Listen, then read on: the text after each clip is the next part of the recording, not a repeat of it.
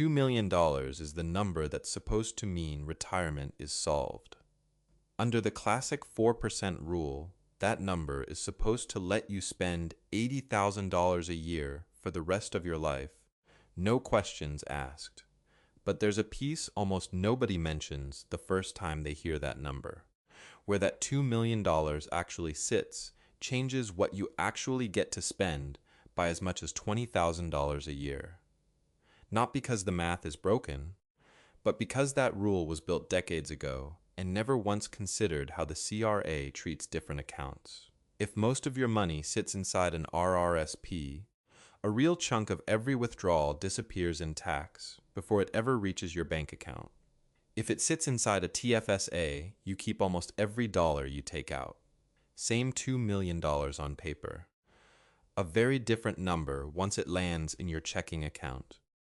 Over a 25 or 30-year retirement, a $20,000 a year gap like that compounds into hundreds of thousands of dollars. Money that could have covered travel, grandkids, or simply not having to think twice about a big purchase. So in this video, we're walking through exactly how the account your money lives in, an RRSP, a TFSA, or a regular taxable account, changes your real spending power in retirement. We're also going to look at the advice almost every advisor gives. Spend your TFSA last, and why that advice might be quietly costing you thousands of dollars a year. If you're getting close to retirement in Canada and you want the actual withdrawal order that keeps more of your money out of the taxman's hands, hit subscribe now. Because the numbers most advisors never sit down and walk you through are exactly what's coming next. Meet Mark and Linda. Both 62, both living in Ontario, both about to retire with exactly $2 million between them. He spent his career as an engineer. She worked in healthcare administration. The house is paid off. The kids are grown and gone. On paper, they did everything right. Their $2 million isn't sitting in one place. Roughly $1 million is inside their RRSPs. Another $600,000 is inside their TFSAs. The remaining $400,000 sits in a regular taxable investment account. If they follow the standard 4% rule, they withdraw $80,000 in year one and call it done. Except that isn't what actually lands in their checking account. Most of that $80,000 has to come out of the RRSP first. And RRSP withdrawals count as regular income, taxed the same way a paycheck is. Once federal and Ontario tax take their share, Mark and Linda are left with something closer to $64,000 to actually spend. Same $80,000 withdrawal, a $16,000 hole, nobody warned them about. I've watched this play out with couple after couple. They save diligently for 30 years, retire with a healthy nest egg, and then quietly lose thousands of dollars a year. Not because they did anything wrong, but because nobody ever explained how withdrawal order works. It isn't about picking the perfect portfolio or turning yourself into a tax expert. It's about noticing that real money, the kind that pays a property tax bill or a car insurance renewal, is slipping away simply because of which account a withdrawal happens to come from. This isn't a story about doing something wrong. Mark and Linda saved diligently for 30 years. They maxed contributions when they could. They own their home outright. The problem isn't effort. The problem is a rule built for a generic American portfolio, one that assumes every dollar gets taxed the same way and never accounts for how a Canadian retiree's money is actually split across RRSPs, TFSAs, and non-registered accounts. There's a cost to this that never shows up on a spreadsheet. Every year you draw from the RRSP before you have to. Instead of using tax-free room first, you're paying tax today that you didn't need to pay yet, and you're doing it during the years when you have the least room to adjust. String that decision together over 20 or 25 years of retirement, and a $16,000 gap in year one turns into a number closer to 6 figures by the time it's all said and done. So the 4% rule gives Mark and Linda a false sense of security. They think they can spend $80,000. The tax system takes a real bite out of that promise before it ever reaches them. Now, almost every financial advisor tells retirees to save their TFSA for last. We're about to show you why, for a couple like Mark and Linda, that advice might be exactly backwards for a household like theirs. For years, the standard advice was simple. Spend your non-registered money first, then your RRSP, and leave the TFSA for last, because it grows tax-free, and the longer you leave it alone, the bigger it gets. It sounds responsible. It sounds like the disciplined thing to do. I used to believe that TFSA last rule was close to gospel. I told people to treat it like an emergency fund they should barely touch. Then I sat down and ran the actual numbers for a couple who had close to $700,000 built up in their TFSAs, and the math surprised me. By pulling $30,000 a year from the TFSA instead of the RRSP during their early retirement years, before CPP and OAS started, they lowered their taxable income enough to stay in a lower bracket, saving somewhere around $6,000 a year.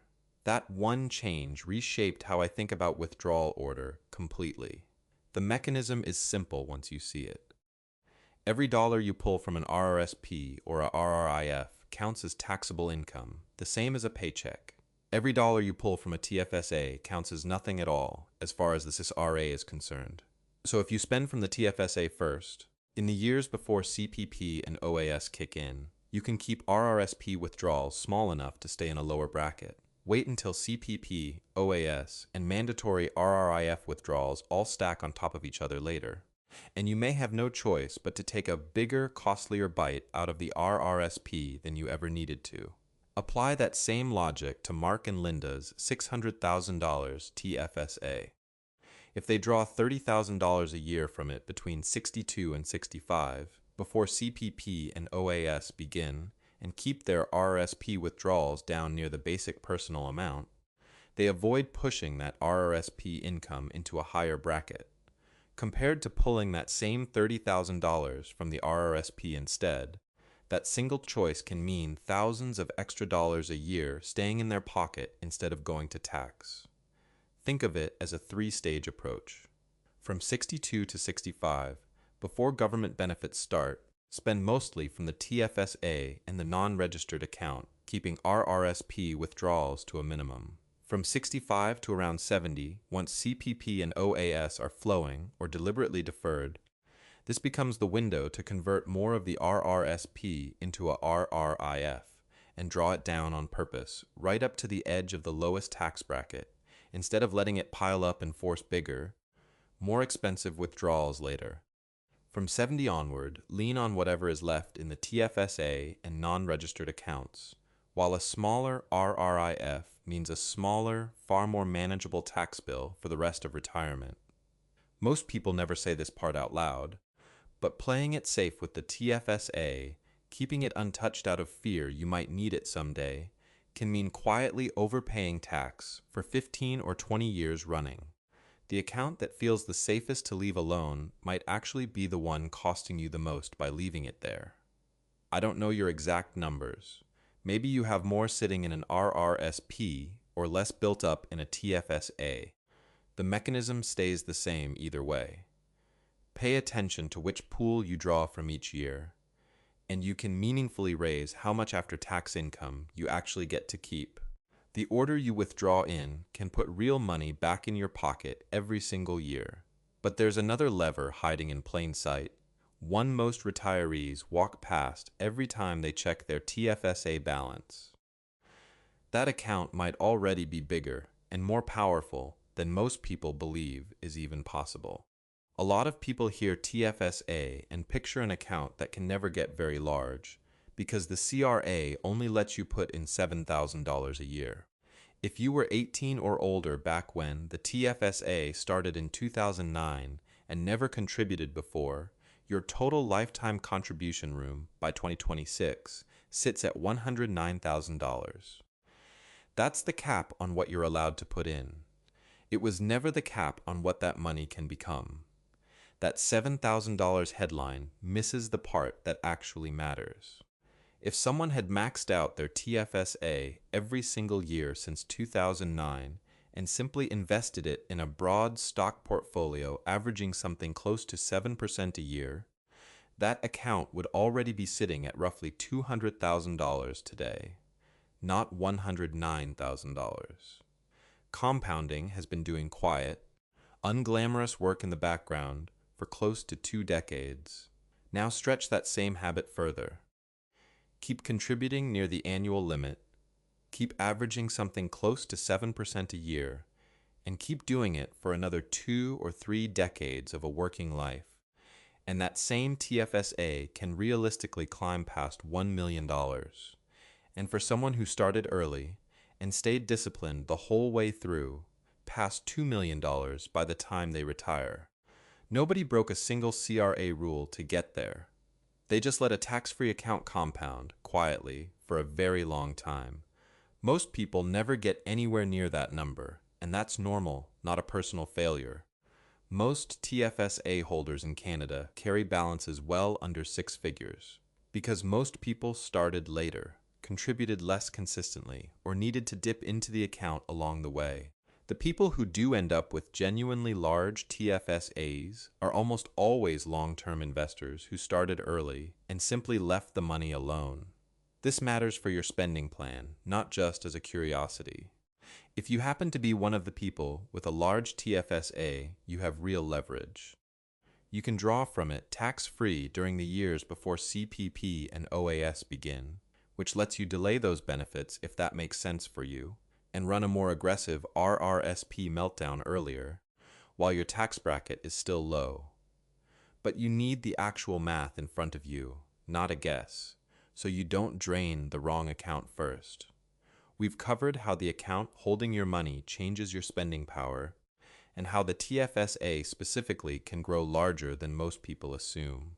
But there's a psychological wall that stops a lot of retirees from spending any of it, even once the numbers say they can. Let's talk about that, because even when the math works, your gut might not agree with it yet. You did the work. You built the $2 million. The spreadsheet says you can spend somewhere close to $90,000 a year after tax and still be fine at 85. And yet there's still that knot in your stomach every time you think about actually spending it. That feeling has a name. It's loss aversion, the tendency for your brain to feel the pain of losing money far more sharply than it feels the comfort of having enough. For a lot of people in their late 50s and 60s in Canada, that instinct got wired in early, watching recessions and market crashes play out across an entire working life. The fear doesn't disappear just because the account balance says you're fine. I've sat across from people with $3 million who were terrified to spend $70,000 a year. I've also sat with people who had $500,000 and were happily spending $60,000 without a second thought. The number on the page rarely matches the feeling in the gut. That's not irrational. It's how our brains evolve to protect us from real scarcity.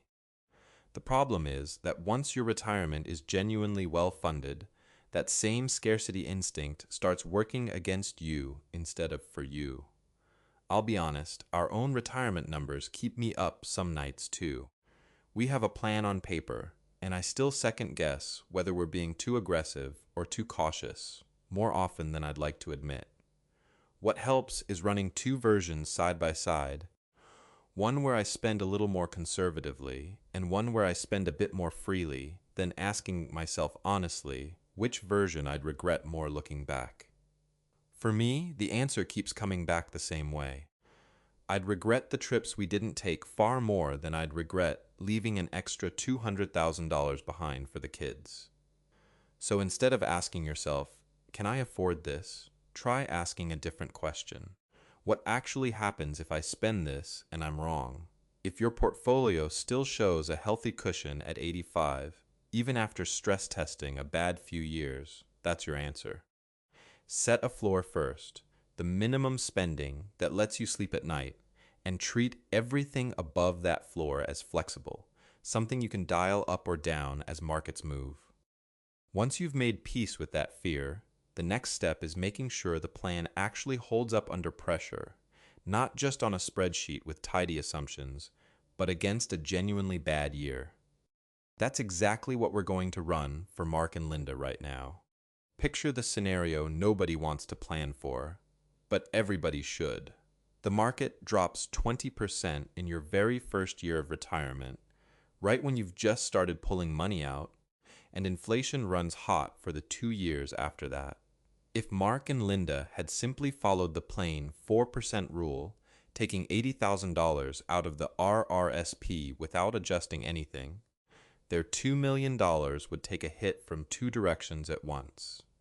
The market decline alone drags it toward $1,600,000.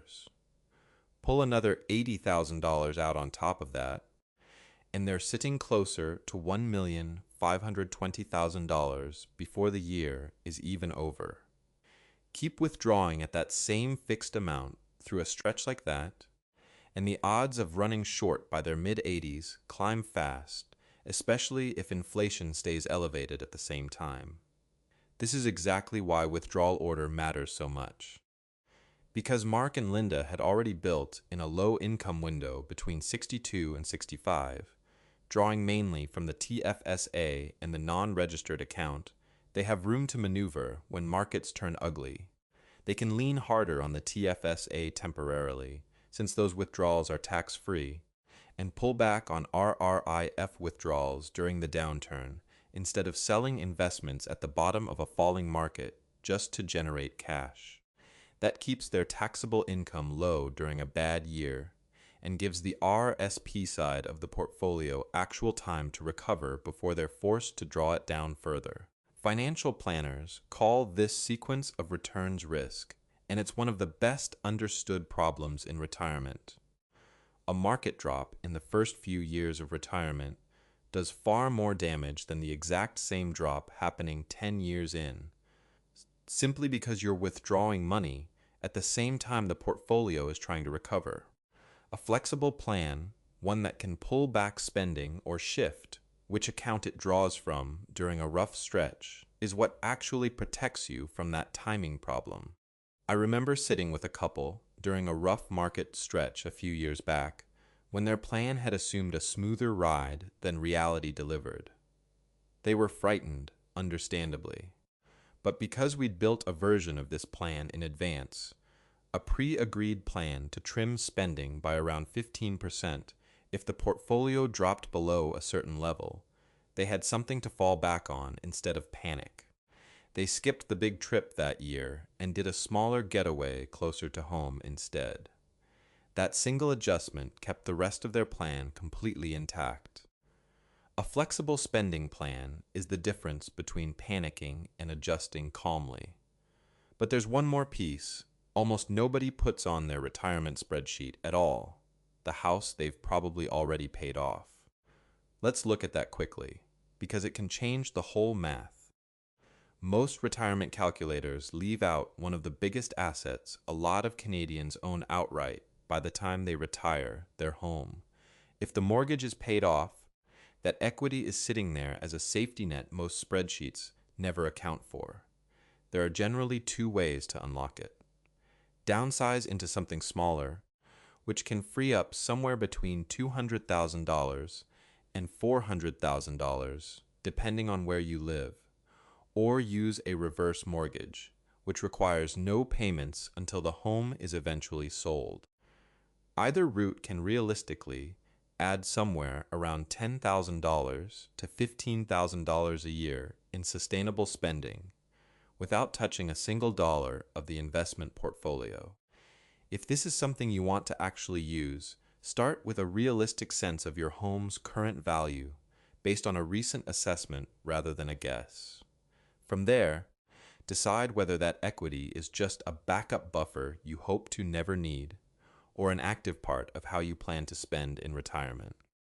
And if downsizing is genuinely something you're comfortable with, the proceeds can even help cover the tax bill on an earlier RRSP meltdown, a move very few retirees think to combine.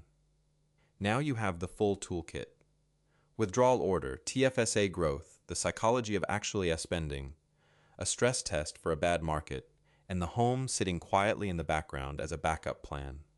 Let's bring it all together. Let's bring this back together. The 4% rule gets the number wrong for Canadian retirees because it ignores tax entirely. The order you withdraw in, especially using the TFSA earlier during the low-income years before CPP and OAS start, can meaningfully raise how much you actually get to spend after tax. Your TFSA's growth potential is real, allowed under every CRA rule, and far bigger than most people assume once you let compounding run for long enough. The fear you feel about spending is normal, not a character flaw, but it needs a framework, not just willpower, to keep it from running your decisions. And a plan that hasn't been stress tested against a bad market isn't really a plan yet, it's a guess. None of this requires a perfect portfolio or a finance degree. It requires knowing which account to draw from first and having the nerve to actually use what you spent decades building. If you found this useful, subscribe to Brian's Canadian Retirement Playbook. This channel exists to walk through the hidden math behind RRSPs, TFSAs, CPP, and OAS, the parts most advisors gloss over, so you can spend your own retirement with confidence instead of fear. Hit the bell so you don't miss the next one. You spent decades building this. The goal was never to die with the largest possible pile of money. It was to live the retirement you actually earned, run the numbers, build a buffer for the bad years, and then give yourself permission to actually enjoy what's left. That's what all of this was for. I'll see you in the next one.